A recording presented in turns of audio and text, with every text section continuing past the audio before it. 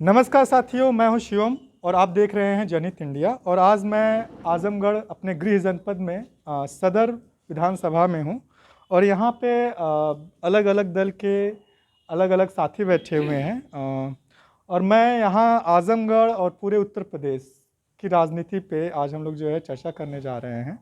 और बारी बारी से हम सभी साथियों का परिचय और आजमगढ़ को लेकर के और उत्तर प्रदेश को लेकर के उनका विज़न क्या है, क्या ऐसी ज़रूरत है जिसको पूरा करने के लिए और इस विधानसभा में वो लोग जो है इस बार चुनाव में उतरेंगे। तो हम बारी बारी से सभी साथियों से बात करते हैं। आपका नाम? मैं गगनकांत दुबे, हाँ। अखिल भारतीय ब्राह्मण सभा से प्रदेश महामंत्री हूँ जी।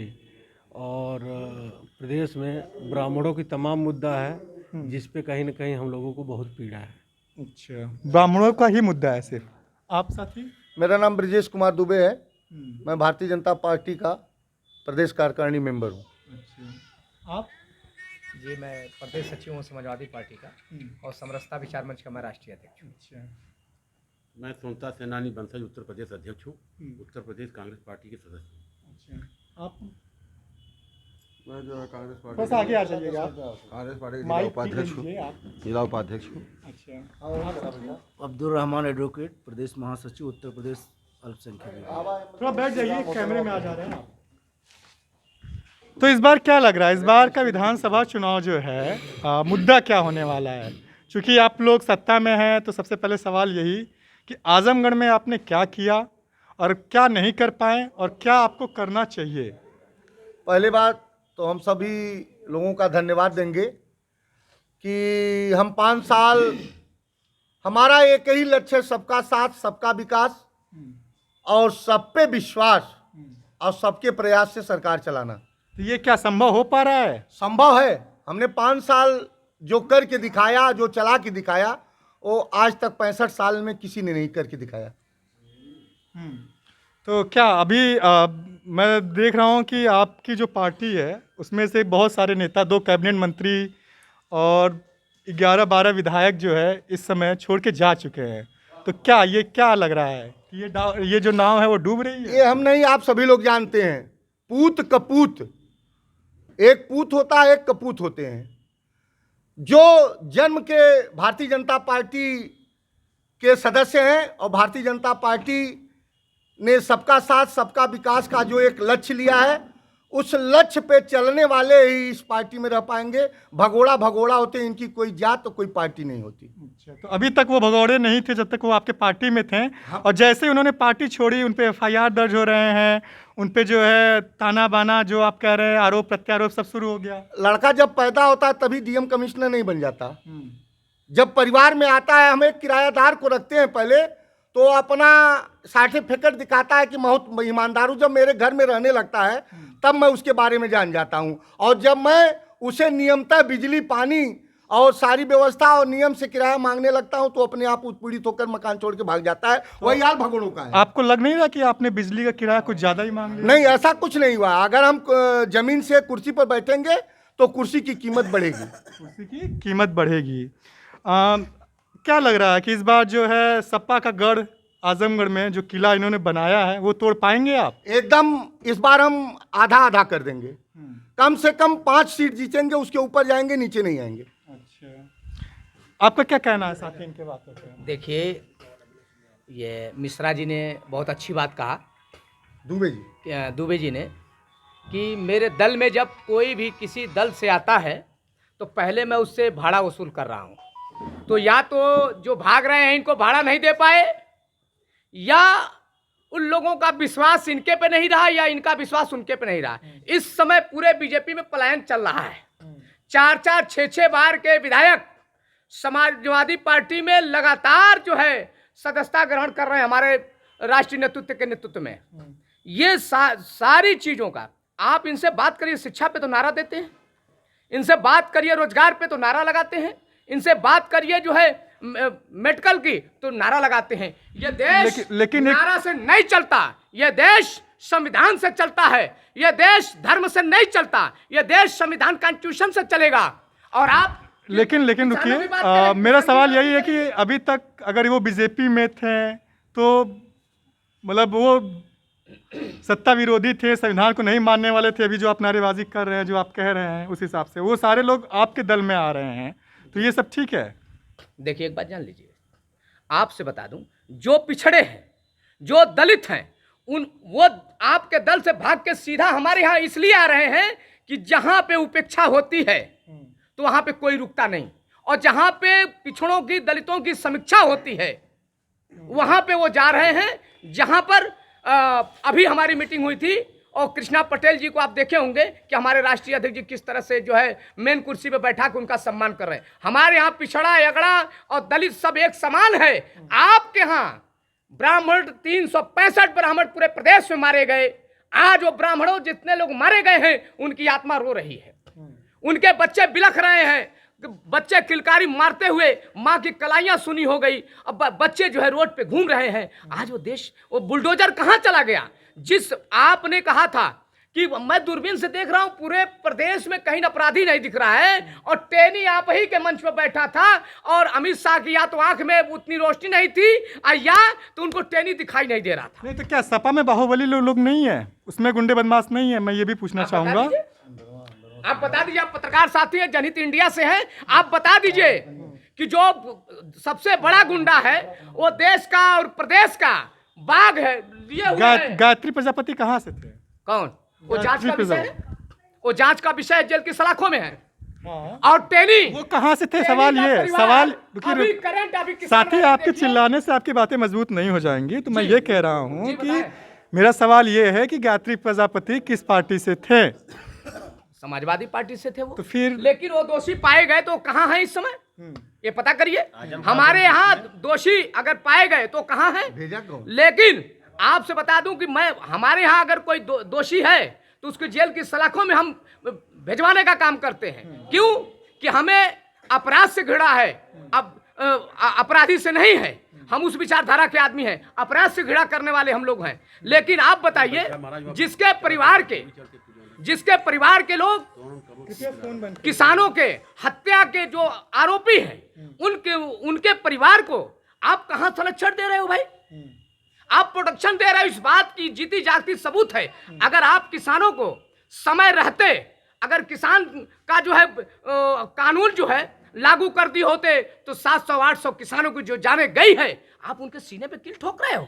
मुद्दा तो है सर, इस बार किसानों का मुद्दा, क्या आप लोग रह के उसको नजरअंदाज कर पाएंगे?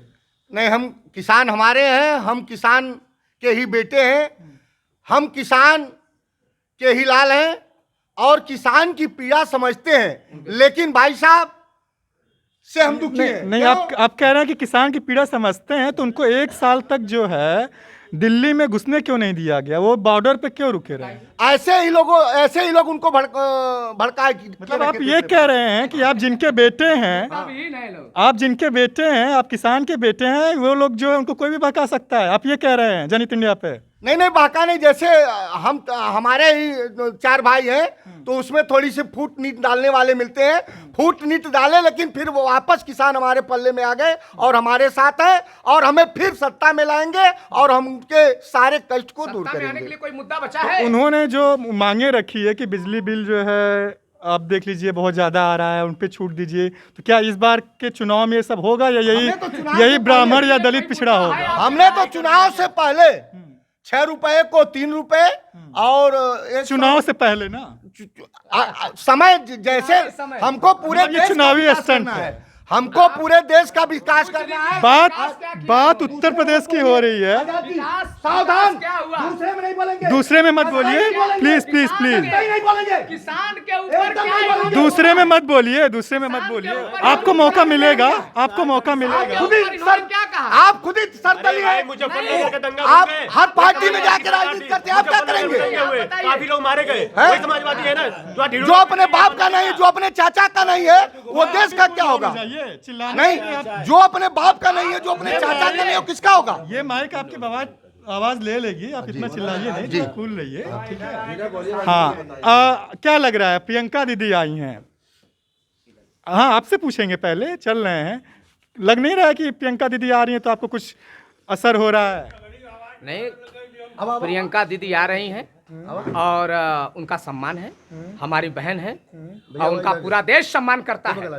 जिसके परिवार ने देश की आजादी में, गांधी परिवार ने देश की आजादी में जो रोल अदा किया है, और आजादी के बाद से पत्रकार साथी, देश के आजादी के बाद से अब तक जो देश के लिए योगदान कांग्रेस ने किया, मैं पूछना चाहता हूं बीजेपी के लोगों से कि आपने 70 साल आप कहते हैं कि देश बेहाल, आप सत्ता में रहते हैं तो देश खुशहाल का नारा देते हैं, और सत्ता से बेदखल होते हैं तो कहते हैं कि देश बेहाल है।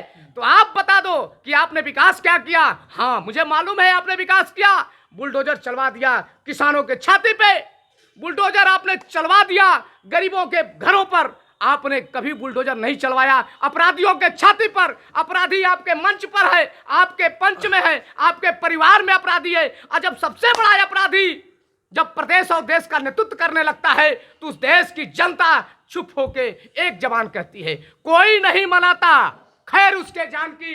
ठीक है, आप जो बातें उठा रहे हैं कि मुसीबत में जीवन बिता रहा है, गांव में जाकर देखिए सूरत किसान की।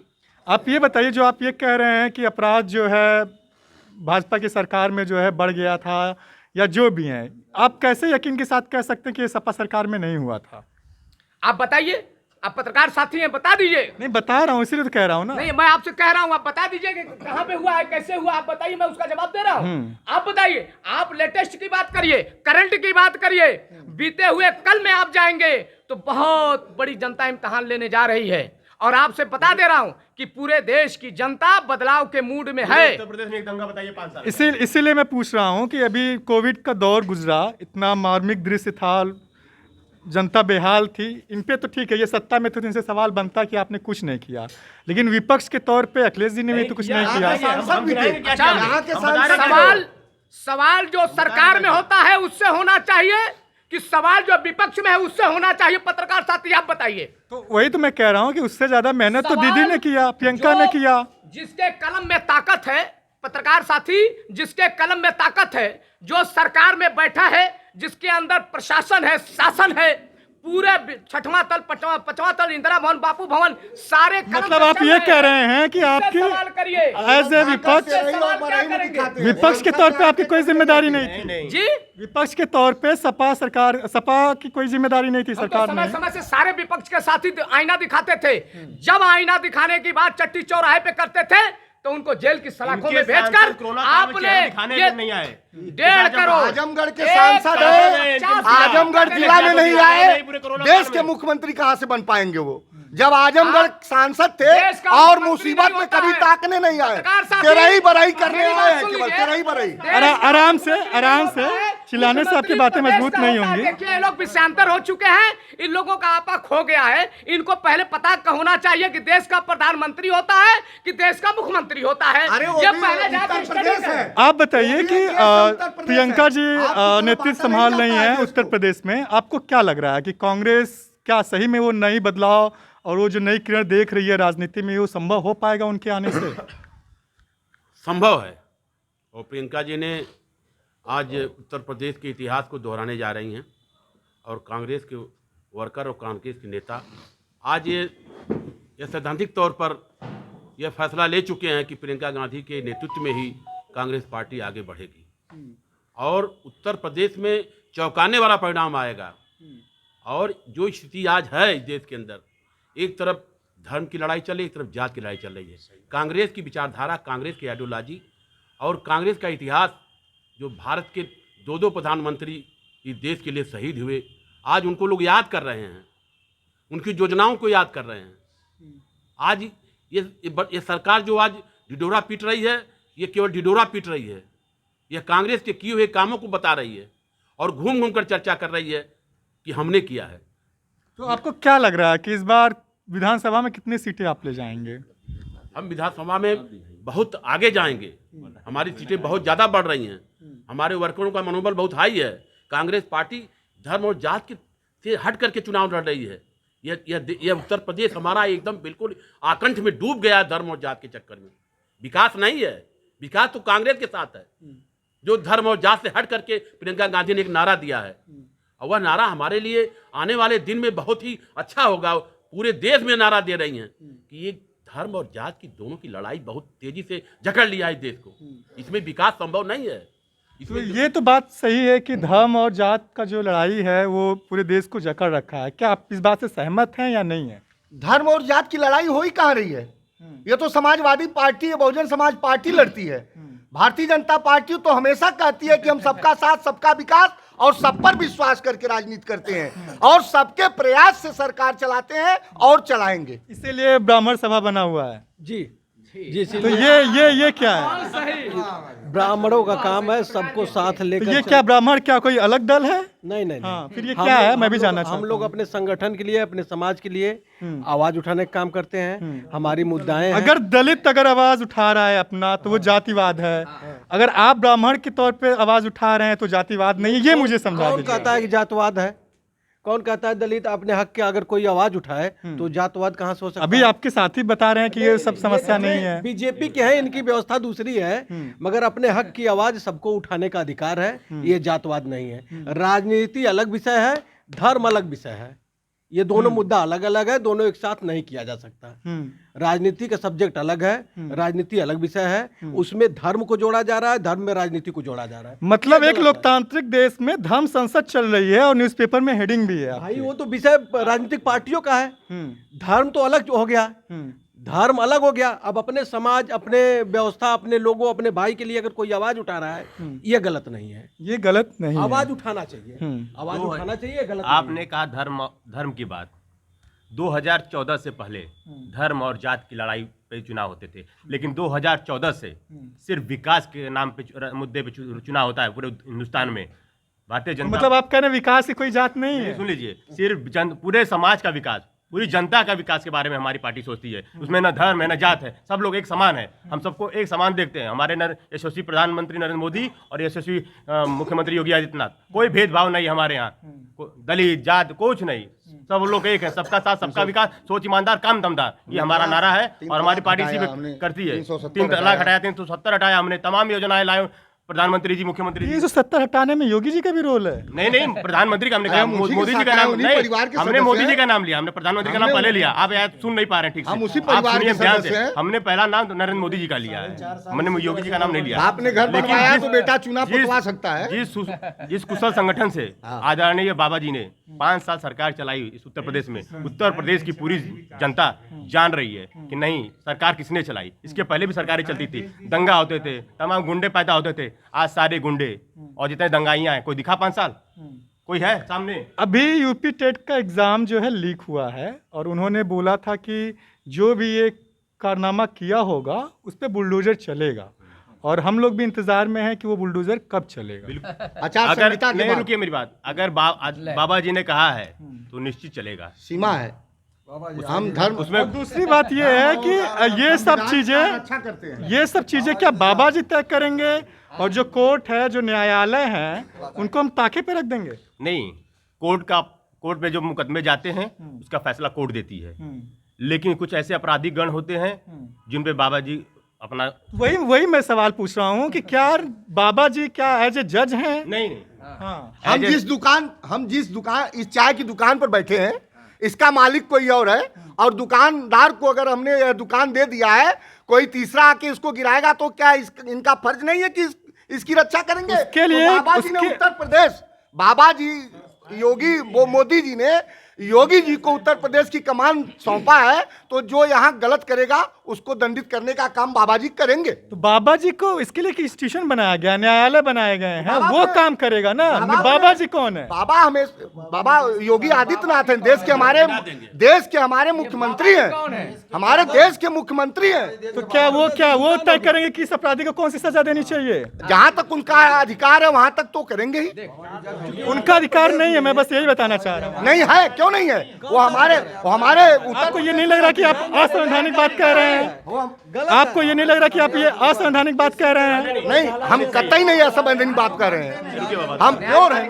नहीं, सुनिए हमारी बात। मतलब नहीं, बाबा जी ने सुनिए, नहीं, इस शांत रहे, बारी बारी से। हिंदुस्तान में कोई दल हो, कोई सत्ताधारी हो, वो न्यायपालिका नहीं हो सकता। न्यायपालिका हमारे देश की सर्वोच्च संस्था है, उस पर कोई उंगली उठाने की जरूरत नहीं है।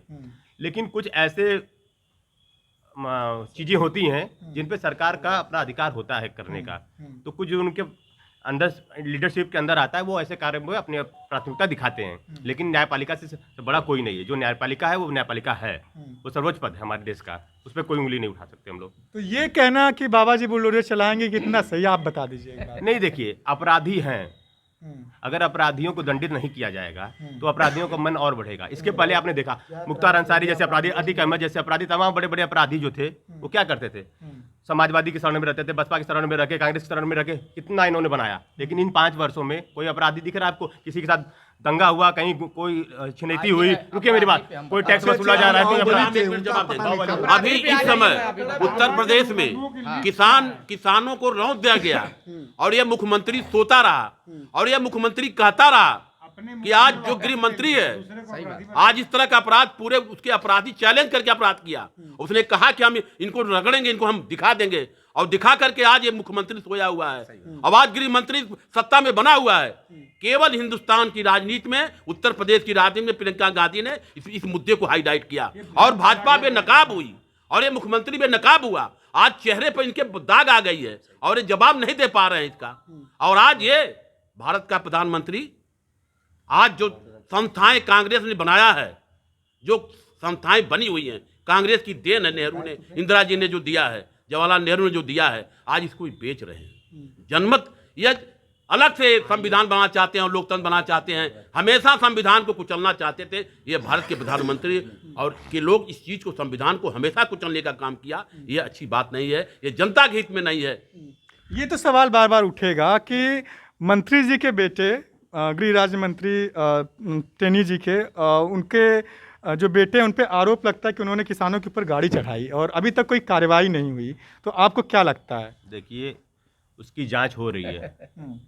नहीं तो जांच हो रही है, यही तो सवाल है ना कि जांच अगर होती है, अगर जांच में अगर वो शामिल हो सकते हैं, क्योंकि उन्हीं के अंदर वो सारे डिपार्टमेंट्स आते हैं, तो वो जांच को प्रभावित नहीं करेंगे। ये कैसे यकीन किया जा सकता है? आपने इसके पहले न्यायपालिका की बात की, संविधान की बात की। अगर आप न्यायपालिका और संविधान को मानते हैं, उसके तहत जो जांच हो रही है, अगर वो दोषी पाए जाएंगे तो वो निश्चित उनके पे कड़ी से कड़ी कार्रवाई की जाएगी। ये बाबा जी ने भी कहा था हमारे, अगर 2 दोषी पाया जाएगा, कोई भी होगा, स्वयं कड़ी कार्रवाई होगी। तो वहाँ आप लोग निश्चिंत रहिए, जांच हो रही है, जांच में अगर वो दोषी पाए जाते हैं उन पर सख्त कार्रवाई की जाएगी। सिर्फ मामला वही नहीं है, हाथरस में भी जिस तरह से रेप हुआ लड़की का और जिस तरह से पुलिस प्रशासन द्वारा उसको जो है उस पूरे मामले को लिपापोती और उसको जलाया गया, तो ये सब क्या बता रहा है कि ये कौन सा राज चल रहा है? आप देखिए, इसको किस तरह से देख रहे हैं? नहीं, देखिए, वो घृणित कार्य था जो भी हुआ उस लड़की के साथ, उसकी हम लोग घोर निंदा करते हैं, चाहे कोई हो। इसके वहाँ भी कमेटी बैठी हुई है, जांच कर रही है, जांच, दोषियों को पकड़ा जाएगा। दोषियों को हमने कहा ना, बाबा ने स्पष्ट कर दिया है। अगर उत्तर बात क्या यही है कि देखिए, हम भी इसी उत्तर प्रदेश के, इसी भारत के हैं। जांच का नतीजा क्या होता है, जांच के नाम पे क्या होता है, चाहे वो बेटी के साथ हो या किसी के साथ हो, अगर वो अपराधी है तो दंडित किया जाएगा, चाहे कोई हो। हमारे सुनिए, दंडित किया जाएगा, उसमें कोई भेदभाव नहीं रखा जाएगा, चाहे वो कोई हो, किसी वर्ग का हो, किसी जात का हो, किसी धर्म का हो। लेकिन ये पूरी कार्रवाई मैं वही बता रहा हूँ कि उत्तर प्रदेश पुलिस द्वारा हुआ है, इसलिए मैं कह रहा हूँ, ठीक है, वो शासन में है, वो आज शासन में है। बाबा के डीजीपी, बाबा के पुलिस, बाबा के कप्तान, बाबा के दरोगा, यह सत्ता में है। इन लोगों ने वो जबरदस्ती लाश जलाई गई, कौन जलवाया, किसने जलवाया, किसकी सत्ता थी? तो वह तो सत्ता पर, वह सत्ता पर आएगा कि कौन जलवाया, नाम बताइए। योगी ने जलवाया, बाबा ने जलवाया, और कौन जलवाया? बाबा ने जलवाया इस चीज को। यह पूरा प्रदेश, पूरा देश जानता रहा। यह चिन्हित हुआ था, यह चिन्हित हुआ था इस तरह का। जिम्मेदार है, उल्टा चोर कोतवाल को मत डांटे। आपका नाम एक बार फिर से बिलाल अहमद बेग एडवोकेट। आज जो है, जिस तरह से उत्तर प्रदेश में अराजकता का माहौल, जिस तरह से विकास की बात भाजपा के लोग करते हैं बार बार, मैं कहता हूँ इन्होंने सिर्फ नफरत का विकास किया, इसके अलावा कोई विकास पूरे देश में, प्रदेश में नहीं हुआ, सिर्फ नफरत का विकास। आज चुनाव होने जा रहा है, ये 80 और 20 की बात करते हैं। कहाँ ले जाना चाहते हो इस देश को, कहाँ ले जाना चाहते हो इस प्रदेश को? 80-20 की बात करते हो? अरे पूरे प्रदेश की बात करो ना, कि सारे लोगों की लड़ाई कहो ना, 100 की लड़ाई है, मैं 100 हूँ, बाकी सब शून्य है। यह कहो 80-20 कहाँ, कौन 20 है, कौन किसको बताना चाहते, कौन 20 है, कौन 80 है? इस तरह की बात है, नफरत की बात है। ये 80-20 की बात के पीछे क्या छिपा हुआ, क्या मकसद छिपा हुआ है? ये नफरत छिपी हुई है।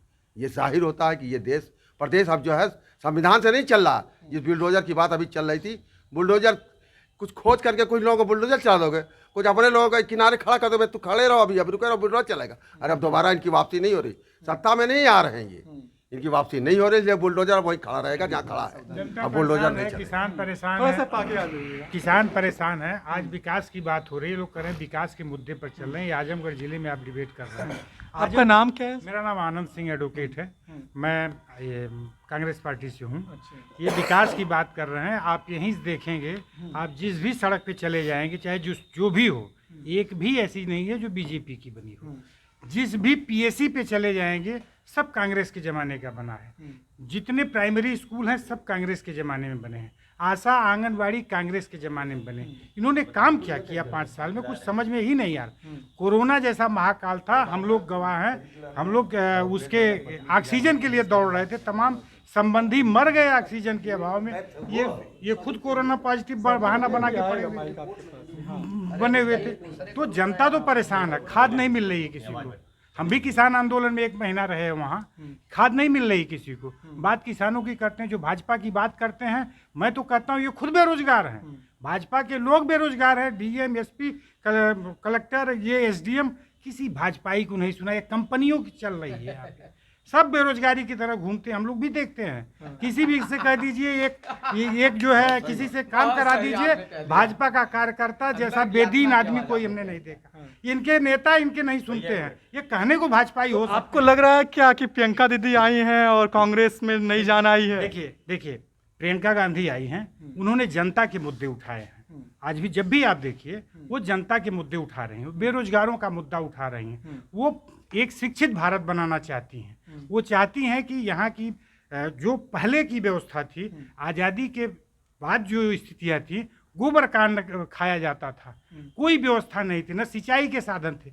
1 भी किलोमीटर ये नहर नहीं बनवा पाए हैं। जो भी नहरें आप देख रही हैं वो कांग्रेस के ज़माने की हैं। जो सिंचाई की व्यवस्था, सरकारी ट्यूबवेल जो भी बने थे वो कांग्रेस के ज़माने के हैं।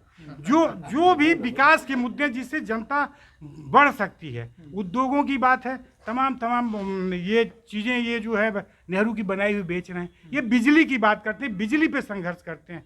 ये डैम बना के बिजली क्यों नहीं बनाते? ये अंबानी से बिजली क्यों खरीदने को बाध्य कर रहे हैं देश के लोगों को? ये बिजली वो बनाएंगे, हम पैसा मैं दूंगा, पैसा भारत सरकार देगी। अडानी बिजली बेचेंगे पाकिस्तान को, बेचते हैं कि नहीं? आप तो पत्रकार हैं, आप जानते हैं, ये लोग न माने, लेकिन भारत के अडानी बिजली बेचते हैं पाकिस्तान को। मित्तल को लेके जो है मोदी जी चले गए पाकिस्तान। नवाज शरीफ के व्यापार के लिए, उनके व्यापार के लिए पूरी ऑस्ट्रेलिया जाकर के अडानी को कर्जा। ये तो पूरे भारत देश की बातचीत हो गई। अगर सदर विधानसभा की हम बात करें, आजमगढ़ की, ठीक है, तो आपको क्या लगता है कि अभी यहाँ पे सपा का गढ़ माना जाता है और 10 विधानसभा सीटों में से जो है 9 शायद सपा की, मतलब सपा बसपा दोनों लोग को मिला करके, एक फूलपुर की जो सीट है वो भाजपा की है। तो क्या लगता है कि यहाँ के जो नेतागढ़ हैं, यहाँ के जो विधायकगढ़ हैं, इन्होंने उत्तर प्रदेश के लिए कुछ किया है? नहीं, ये केवल जनता में भय पैदा करने का काम करते हैं। जो सपा के लोग हैं, ये जो पिछली सरकार थी, इनसे घबरा करके लोगों ने सत्ता का परिवर्तन किया। जातिवाद, कुछ तो रीजन होगा कि सदर विधानसभा जो है 40 साल से जो है सपा के खाते में जाती है। जो मैं तो राजनीतिक कार्यकर्ता हूँ, जाता हूँ, लोगों से बात होती है, सिर्फ एक निचोड़ समझ में आता है कि सामने वाले को भय पैदा करना और उसका वोट लेना। ये भय पैदा करके वोट लिया जा रहा है, उसमें सफल हैं, ये मैं मानता हूँ कि सफल हैं, लेकिन वो सही मायने में वोट नहीं है। जनता अपने विवेक चाहती है कांग्रेस को देना, लेकिन इतना भय पैदा किया जा रहा है कि वो इन्हीं दो में बढ़ जा रहा है। क्या यहाँ पे कोई बसपा से नहीं है क्या? अभी नहीं है, मतलब वे इस बार की राजनीति से गायब है क्या? देखिए, भाई साहब ने एक शब्द बहुत अच्छा कहा, अंबानी अडानी। तो मैं ज़रूर पूछूंगा कि ये बता दे बहुत ईमानदारी से कि अडानी और अंबानी को उर्वरा शक्ति देने वाला कौन है? विजय माल्या कौन है? कौन? नीरव मोदी कौन है? कौन लाया? और मेहुल चौकसी कौन है? और सहारा कौन है? सहारा सुब्रत राय कौन है? ये तो अब ये भी तो छिपा नहीं कि समाजवादी पार्टी के साथ किसका साथ था।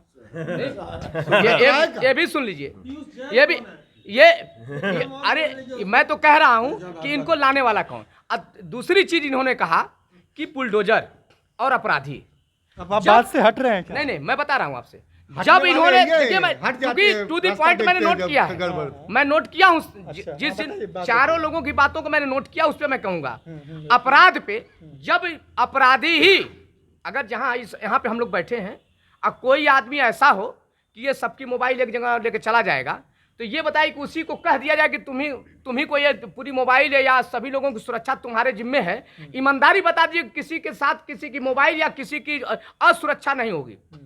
तो जब अपराधी जब सत्ता में बैठे हैं, तो आप बताइए कि जब हम दंगाई जब सत्ता में बैठे हैं, तो ये बताइए कि आप कह रहे हैं कि हम देश को प्रदेश को सही ले जा रहे हैं। एक जिला का नाम आप बताइए, तो आपने एक सही दिमाग लगाया, आपने दिमाग लगाया।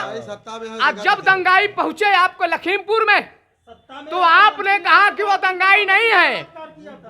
एक मिनट थोड़ा साइलेंट रहिए, पूरी बात सुन लीजिए।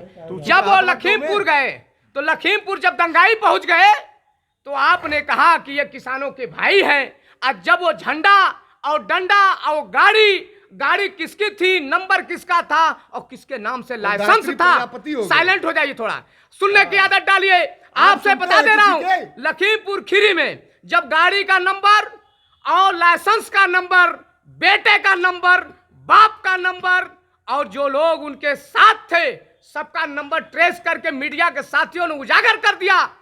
लेकिन इतनी निकम्मी ये सरकार है कि उन अपराधियों को पकड़ने के बजाय जो लोग रोड पे इंसाफ की बात कर रहे थे, जो किसान की बात कर रहे थे, जो अपने हक की बात कर रहे थे, जो इंसाफ मांग रहे थे, उनके सीने पे किल ठोकने की बात कर रहे हो, उनके ऊपर गाड़ी दौड़ाने की बात कर रहे हो। मैं ये पूछ रहा हूं कि आप बताइए कुछ ऐसे काम जो भाजपा सरकार ने जनता के हित में किया हो। ठीक है, काम बताएंगे। ठीक है।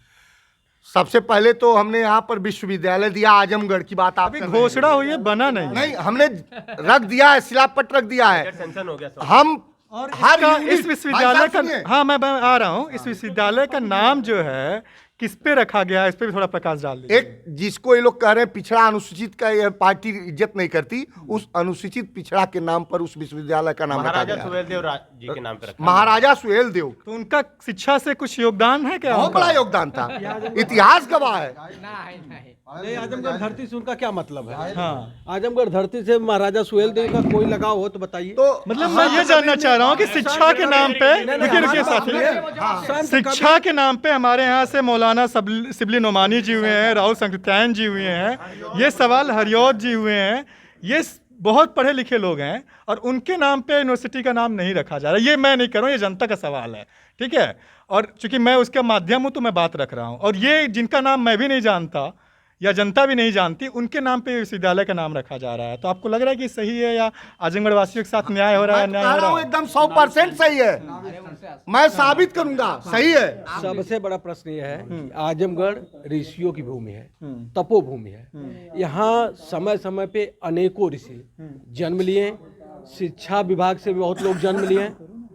जानते हैं उसके बाद भी महाराजा सुहेलदेव के नाम से विश्वविद्यालय, जो कि इस जनपद से उनका कोई मतलब नहीं था, कोई मतलब नहीं, हम उनको काट नहीं रहे हैं। मगर यहाँ के जो स्वतंत्रता सेनानी थे या फिर ऋषि मुनि थे, शिक्षा से जो जुड़े हुए थे, उनका अपमान नहीं है। हालांकि अभी नाम रखा नहीं गया है, प्रस्ताव भेजा गया है सिर्फ। प्रस्तावित हुआ, नहीं अगर हम अलाउंसमेंट हुआ, राहुल संकृत्यायन के नाम से नहीं, तो पहले ही विपक्षी कहती कि ब्राह्मणों के नाम से क्यों किया जा रहा है। यही तो बात है कि महापंडित राहुल संकृत्यायन ब्राह्मण नहीं थे, मतलब वो विचारधारा से अथिस आदमी थे। हमने जनता के लिए क्या किया? हम पूरे कोरोना काल में फ्री राशन जिलाने और खिलाने का काम पूरे 5 साल में किया। और ये जिसको दंगाई कहते हैं, किसी एक जिले का नाम 5 साल में बता दे जहां हिंदू मुस्लिम, चाहे हिंदू यादव, चाहे ये काम नहीं। मैंने पूछा, हाँ आपने बोला कि 5 किलो राशन दे रहा हूँ, तो लोग कह रहे हैं हमको पहले बेरोजगार किए हैं आप, और उसके नाम पे हमको 5 किलो का झोला था। हम बेरोजगार नहीं किए, कुदरत की कृपा है, कुदरत है। बेरोजगारी कुदरत नहीं, ये कुदरत है। कोरोना काल का हमने कहा कोरोना काल में ये राशन जो है, ये कांग्रेस पार्टी की देन है, जो 3 रुपए किलो देती थी आज इसको 3 रुपया घटा करके इसको इन्होंने चलाया है। मनरेगा कांग्रेस ने चलवाया, कांग्रेस पार्टी ने नीचे तबके के लोगों के लिए आज जो रोजगार देने का सृजन करने का काम किया है, जो इतिहास दिया है, आज कांग्रेस पार्टी ने दिया है खाद्यान्न योजना वाली, जो आज इन्होंने खाद्य दिया है, जो खाने के लिए जो दिया है, यह केवल प्रचार करते हैं और कांग्रेस यह झूठा प्रचार, अनर्गल प्रचार करते हैं हर कामों के लिए। और तो आप ये नहीं मान रहे कि बेरोजगारी नहीं बढ़ी है उत्तर प्रदेश में? बेरोजगारी कहाँ बढ़ी? मेरी बात सुनिए, हमने इतना नौकरी दिया है, अध्यापक बनाया, लेखपाल बनाया, पुलिस बनाया, कहाँ बेरोजगारी है? बेरोजगारी है कहाँ? आप डिटेल में बेरोजगार है कौन? आप डिटेल में बता दीजिए कि किस सन में किस ईयर में आपने इतने लेखपाल भर्ती किए हैं? भतीजा इंजीनियर हुआ है। एक मिनट मैं बता दे रहा हूँ।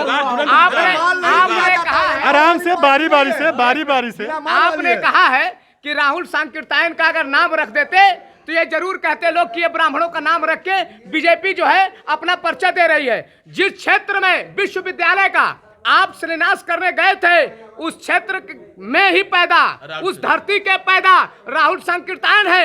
अब उस पटल से कन्हैया के रहने वाले थे वो, और आजमगढ़ की वो धरती के सपूत राहुल सांकीर्तायन। आजमगढ़ नहीं, विश्व के पटल पे शिक्षा विधियों में सबसे प्रथम स्थान उनका हुआ करता था।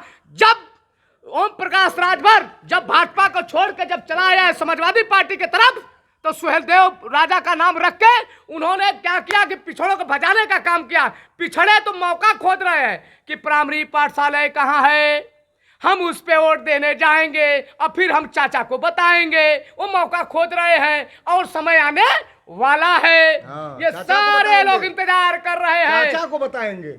सहमी हुई है झोपड़ी बारिश की खौफ से, सहमी हुई है झोपड़ी बारिश की खौफ से, अब महलों की आरजू है बरसात तेज हो।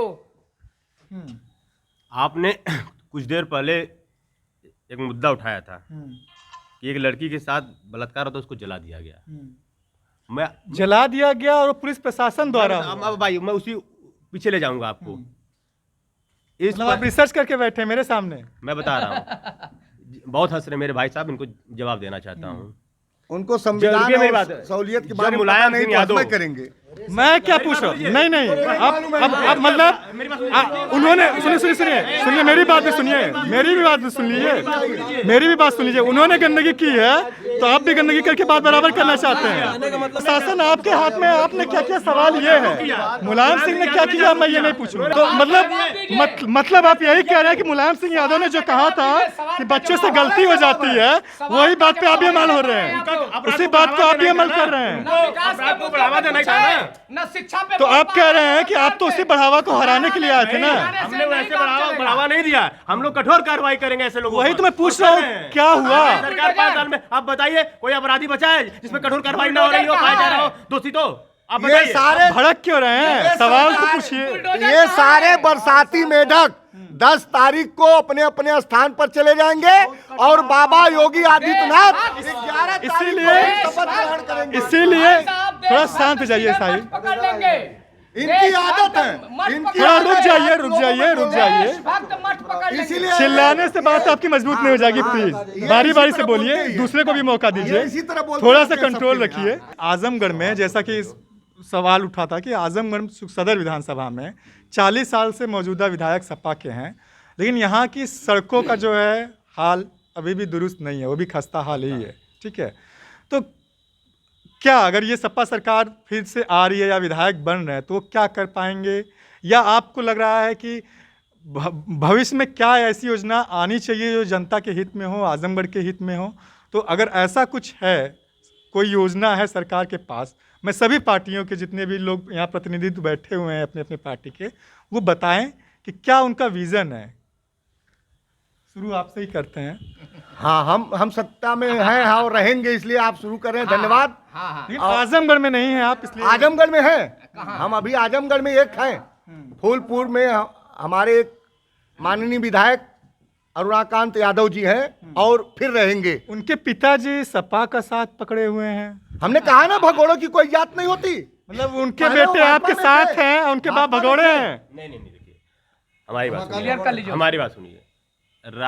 बहुत से ऐसे परिवार हैं हर दल में हैं जिनके चाचा कहीं है, भतीजे कहीं है, पुत्र कहीं है, बधू कहीं है, वो सब बातें नहीं है। जिसका जिस दल में लगता है कि नहीं ये दल मेरे लिए अच्छी है, ये बात सही है, इस दल की नीति अच्छी है, उस दल में वो रहता है, वो अपने दिल और दिमाग से रहता है। ये चीज़ें होती हैं। और रह गई आजमगढ़ के विकास की बात, सुन लीजिए। 40 साल से माननीय विधायक हैं हमारे यशस्वी दुर्गा यादव जी समाजवादी से, और मंत्री भी रहे इसके पहले वो, और 5 साल से सांसद हैं माननीय अखिलेश यादव जी, उसके पूर्वज उनके पिताजी 5 साल सांसद रहे।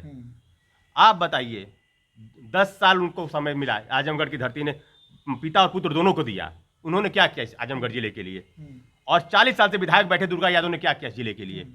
मैं तो जनता से पूछना चाहता हूं कि जिसको आप इतने सालों से चुन रहे हैं, उसने आपके भविष्य के लिए क्या किया आजमगढ़ के लिए?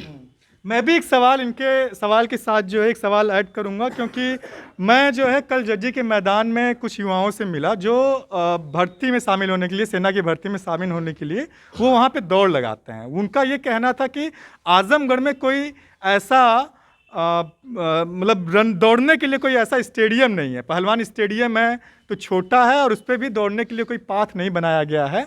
तो आपको नहीं लगता कि आजमगढ़ में जो युवा हैं, जो दौड़ना चाह रहे हैं, जो कसरत करना चाह रहे हैं, उनके लिए कुछ होना चाहिए? मेरा इस प्रश्न।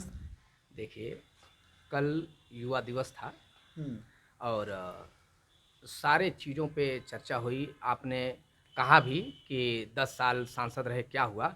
आजमगढ़ के आप तहसील सामने है और आपके चक्रमानपुर का पीजीआई सामने है और डेयरी मिल्क जो है बगल में तमौली में आपके है। आप विपणन केंद्र जो है मुबारकपुर, रोडवेज मुबारकपुर, और आपसे बता दे रहा हूँ कि सारी चीज़ें जो हमने कर दिया है उसके अलावा जो विकास हमने कर दिया, और इससे बड़ा काम हमने किया कि हमारी जब ये आपने किया, मैं बात करूं क्या कर सकते हैं? अंदर रोड के किनारे से अंदर ग्राउंड हमने बिजली आज पूरे शहर में हुई है। और दुर्गा प्रसाद यादव जी 40 साल में जब छोटा था तब भी वो विधायक थे। विधायक होने का कारण जानते क्या है? वो पिछड़ा हो, दलित हो, अल्पसंख्यक हो, बड़ा हो, छोटा हो, किसी भी जाति धर्म का हो, जैसे ही वो पहुंचता है अपनी समस्या को लेके, वो सिर्फ यही पूछते हैं कि कहाँ घर है। वो बताता है कि फलां जगह घर है, मेरे साथ ऐसा अन्याय हुआ है। तो दुर्गा प्रसाद यादव ये नहीं पूछते कि तुम किस जाति के हो, वो तुरंत फोन उठाते हैं। वो आईएएस हो, चाहे पीपीएस हो, चाहे आईपीएस हो, चाहे वो 2500 थाना हो आजमगढ़ का, चाहे पूरे प्रदेश नहीं पूरे देश में कहीं भी फोन करना पड़ता है तो दुर्गा यादव फोन उठाता है और उठा के कहता है उस अधिकारी को कि मैं दुर्गा यादव बोल रहा हूं और तुम्हारी जो है। मैं लगता है आपने सवाल सुना नहीं। मैंने क्या कहा कि मैं क्या कर रहा हूँ, आप आगे क्या कर। देखिए साथी, आप बहुत मजेदार लपेट के बातें करेंगे तो मुझे हजम नहीं होंगी, ठीक है? वो जनता को भी हजम नहीं होंगी। मैं मुद्दों पे बात कर रहा हूँ, आप मुद्दा मत भूलिए। मैं सवाल क्या किया कि आप आने वाले दिनों में अब सरकार में आएंगे तो हम बड़ा काम करने जा रहे हैं। इस बार अगर सरकार में आए तो जो 500 हमने जो समाजवादी पेंशन दिया था उसको हम 5000 देंगे, और जो बहन बेटियों को 30,000 दिए थे उसको हम 60,000 देंगे। ये देखिए, और अगर इस बार अगर हम आ गए तो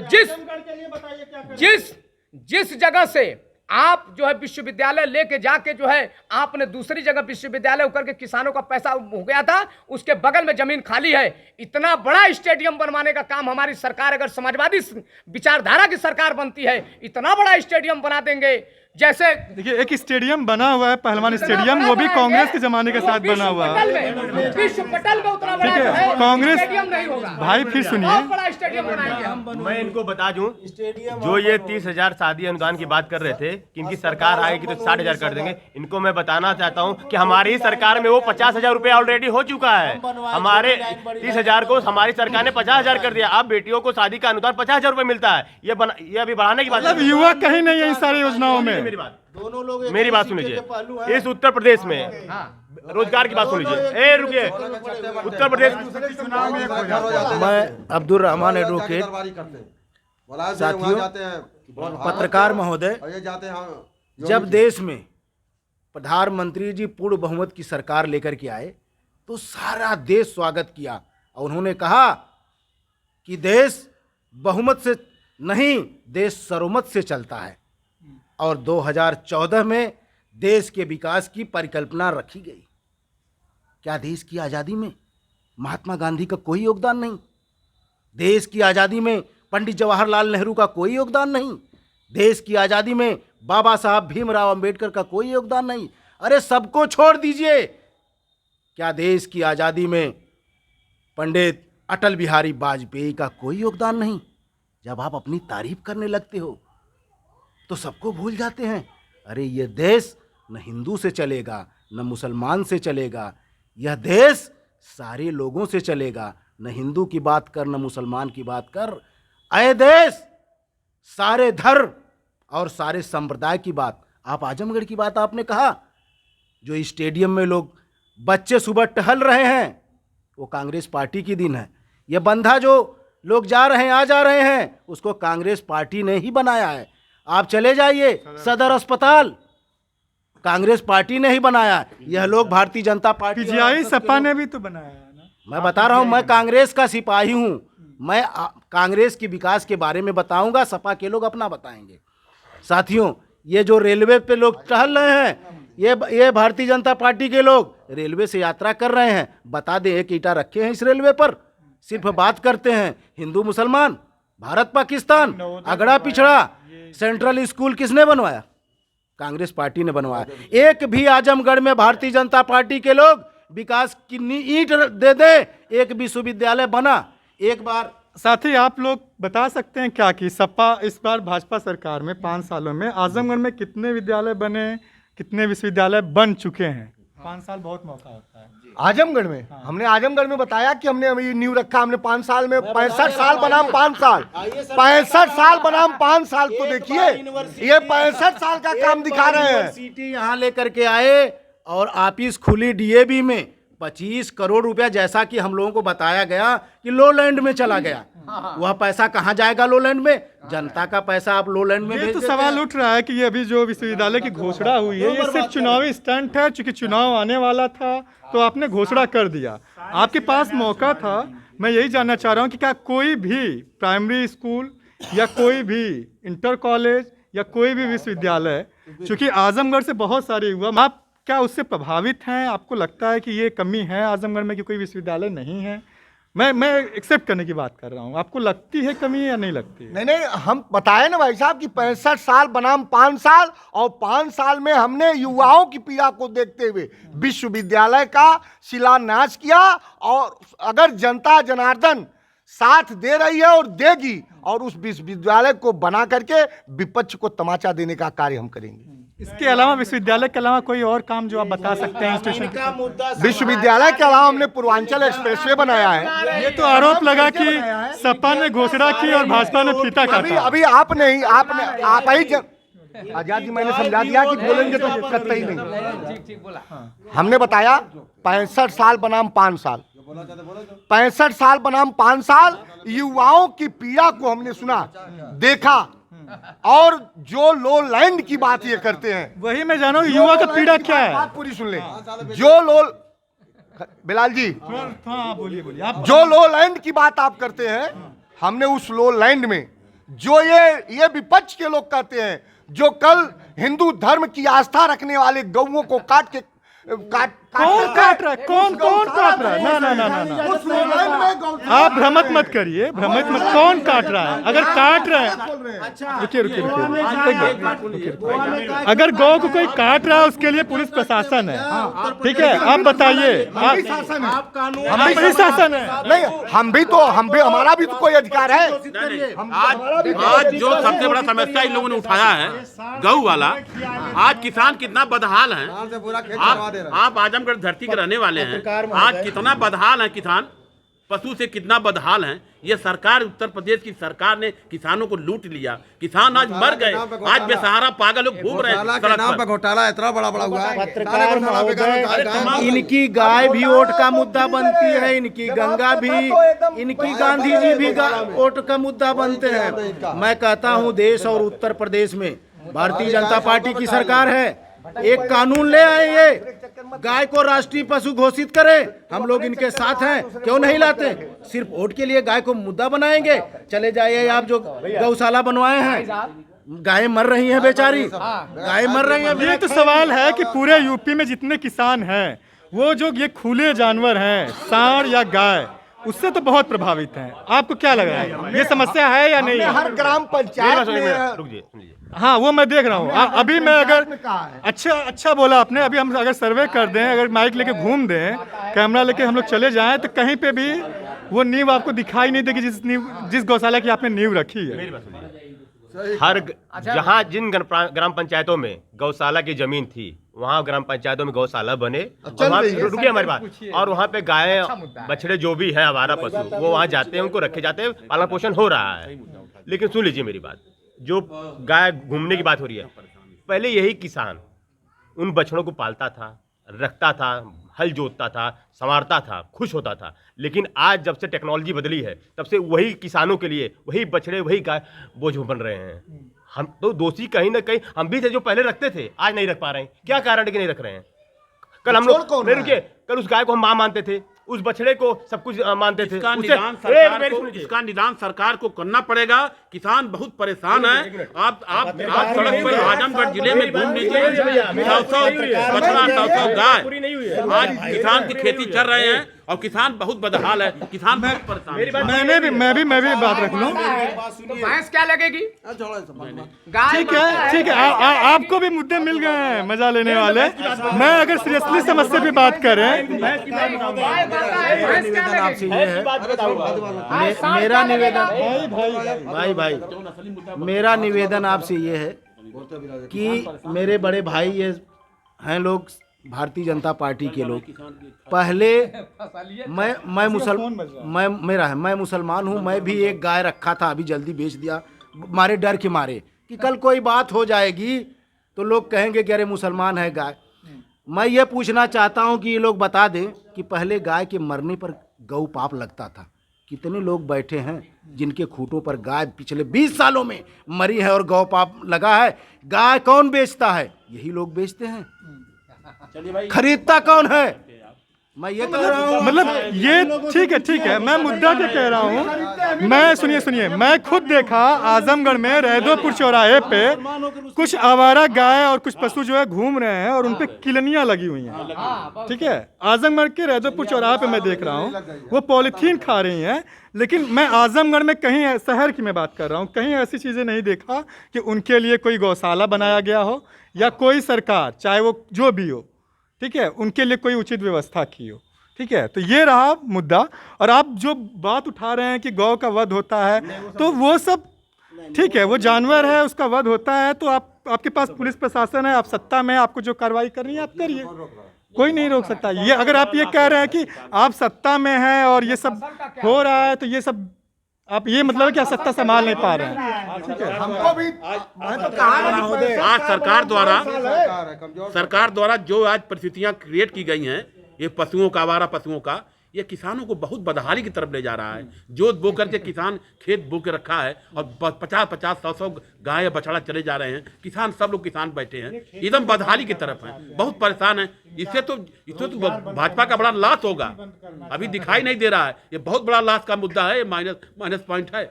आवारा पशुएं जो है किसान को एकदम तबाह करती हैं, बदहाली की तरफ ले जा रहे हैं, जो बो जोत करके आवारा पशु भाजपा को भी चढ़ जाएंगे। जो हालात है भाजपा को चढ़ जाएंगे। ये अभी तो खेतों को चढ़ रहे हैं, आने वाले चुनाव में 10 मार्च को ये आवारा पशु भाजपा को चढ़ जाएंगे। ये सब चढ़ जाएंगे, एकदम इकट्ठा चढ़ जाएंगे। आवारा पशु जो मौजूदा सरकार है भाजपा की, उनको चढ़ जाएगी, ऐसा यहाँ के निवासियों का कहना है।